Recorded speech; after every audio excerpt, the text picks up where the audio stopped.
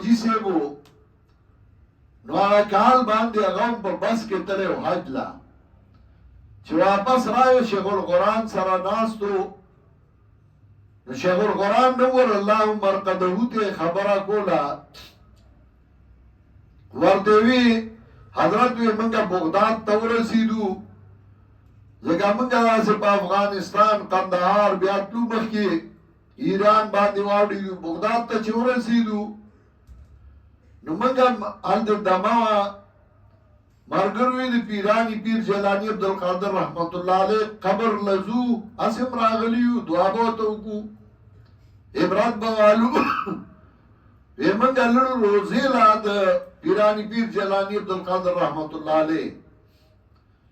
ویزو لارو ما یو سڑے راگیو سر اخکاتا که غلاف تا او آگا آوازو که یا جیلانی عبدالقادر اغیسنی یہ جیلانی عبدالقادر زما امدادو کے اغیسنی زما امدادو کے یو بل سڑے راگے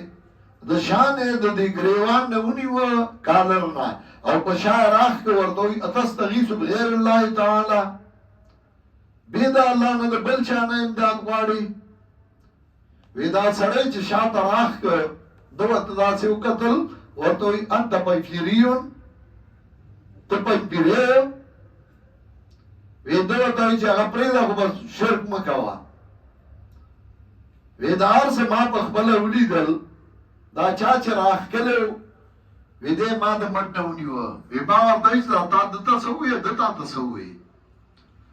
وی ما دوی چه دا شرکو نو ما وردائیس چه شرک مکوا نو ما دا شرک نمانی کن دے ما دوی تا پنج گره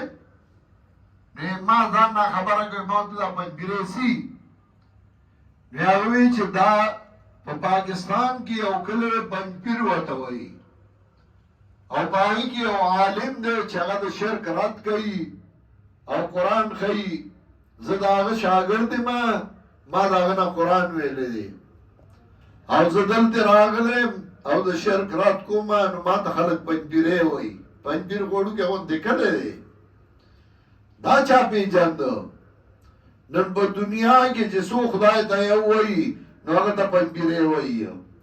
وَمِنْهُمْ سَابِقٌ بِالْخَيْرَاتِ بِإِذْنِ اللَّهِ بعد دینا مخی کی دنگیوں نے کوتا پا حکم دا اللہ باندی دارنگی سورہ آلہ